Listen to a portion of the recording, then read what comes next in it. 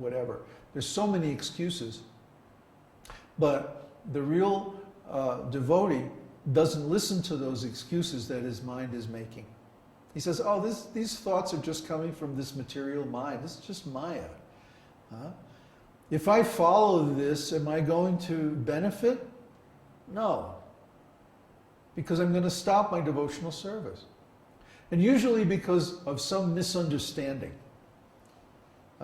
It almost always traces back to the person has a misunderstanding that they don't clear up.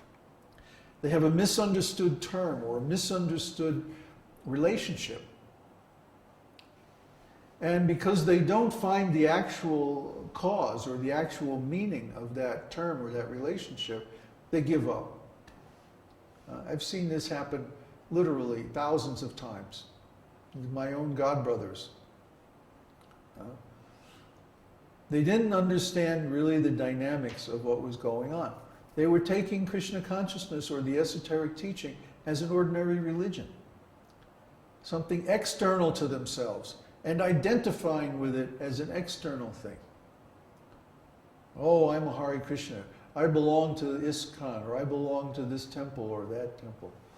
And then if something disturbs that relationship, then they think, well, then I'm not a devotee anymore. No. No, you're always a devotee. Everyone is always a devotee, eternally. Everyone is related to the Supreme Personality of Godhead eternally. The problem is, they did not make that relationship, they did not internalize that relationship. Their service relationship was there, but it was external. There's something I do with my body. They didn't take this into their heart of hearts and say, this is who I really am. This is my spiritual identity. They missed that part. They thought that being a devotee has to do with belonging to a certain group or doing certain activities with their body. But no, those are just external. It really has to do with who you think you are. What is your identity? What is your consciousness? And by filling the consciousness, almost everything we do is predicated on our sense of identity. So if our identity depends on something external, then it can easily be disturbed. But if our identity is internal, if it's only dependent on our consciousness or our intention, then nobody can mess with that. Nobody can change that. And that's actually the way it is. So, our consciousness is eternal because consciousness is a quality of the spirit soul. When the spirit soul leaves the body at the time of death, consciousness, personality, individuality, everything, all of those subtle qualities of the soul disappear at the same time. Therefore, consciousness, because it can't be measured by any physical device or instrument, there's no physical experiment you can do to prove the existence of consciousness. It's only subjectively visible. You can't objectively observe consciousness. So consciousness is transcendental like the living entity. We have to have a category of transcendental existence in our ontology. Because God is transcendental, the soul is transcendental, consciousness, personality, individuality, desire, so many things. It can't be measured by any physical process. Only their indirect symptoms can be measured. If my body is still moving around and I'm still talking, then my living entity is still here. Very indirect. Very indirect. If you've ever seen anybody leave their body, the process is very subtle. But if you are sensitive to such things, you can feel the exact moment when the soul leaves the body. You don't have to have all kinds of, EEGs and EKGs hooked up to the body to know when the soul leaves the body. You can know just by observing, by feeling the consciousness of that person, by feeling their energy. So these are all subtle symptoms of the presence of the soul, but the soul itself is absolute. The soul exists eternally along with Krishna. and can never be destroyed. That's the first thing that Krishna teaches Arjuna in Bhagavad Gita. Arjuna, why are you lamenting? A wise man doesn't lament. Only an ignorant fool laments, because the ignorant fool doesn't know that he is eternal and indestructible. So even if you blow it in this lifetime, you get another chance. There's no reason to lament, Arjuna. That's the first thing. So when we realize that first thing, everything else depends on that realization. But that's the first. That's the beginning.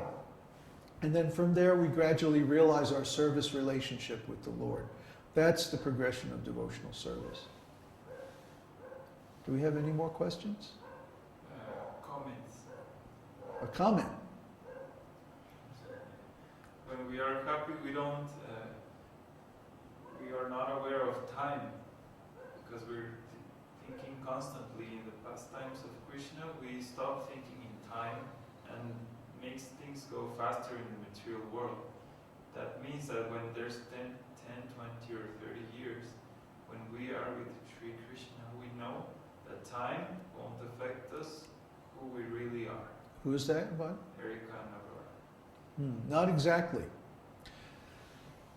Lord Chaitanya says, feeling your separation, I am considering each moment to be like 12 years or more. When we're meeting with Krishna, when we're in touch with Krishna, then time seems to go fast. But when we're in separation from Krishna, then time goes very, very slow. Both are necessary for developing devotional service. Meeting and separation. That's why one of the names of Krishna is Madan Mohan.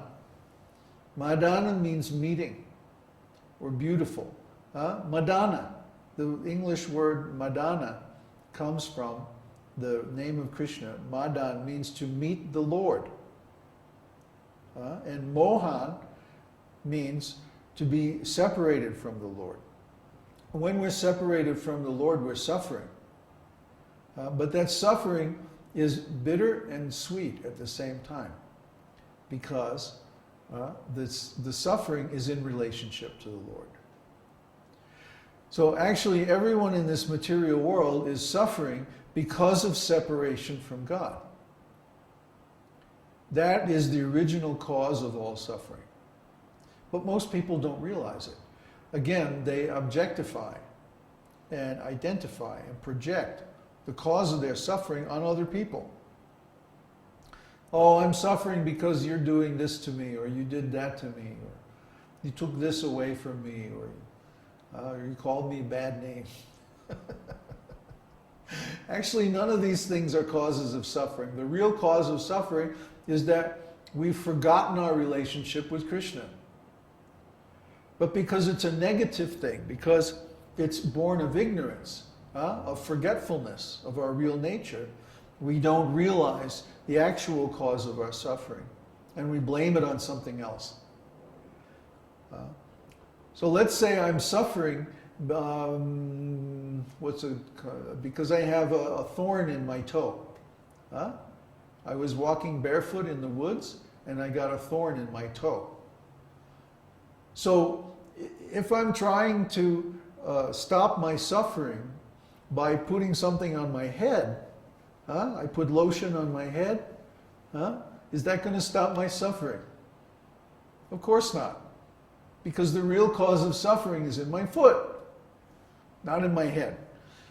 So if I think, oh, I'm suffering because I don't have any money, or I'm suffering because I'm getting old, or I'm suffering because I'm dying, or I'm suffering because of my wife or my husband or whatever.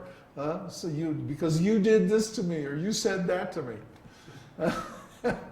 Is that going to stop the suffering? No, because that's not really the cause. Just like we're looking for love, we want love and affection in this world. But because we're looking in this world, we're not finding it. Similarly, when we're suffering, If we're looking for the cause of the suffering in this world, we won't find it. And because we don't find the actual cause, we can't cure the suffering either. So the suffering goes on and on and on. You see people going crazy about this. People go crazy this way. One lady wrote me like her whole life story. Oh, this person did this to me, and then this relative did that to me, and then my son did this, and my husband did that, and on and on and on. All this suffering, suffering, suffering. But the real suffering is, I forgot my relationship with Krishna. Because as soon as we remember that relationship, then no more suffering. Or even if we are suffering, our suffering is also in relation with Krishna. And this is difficult.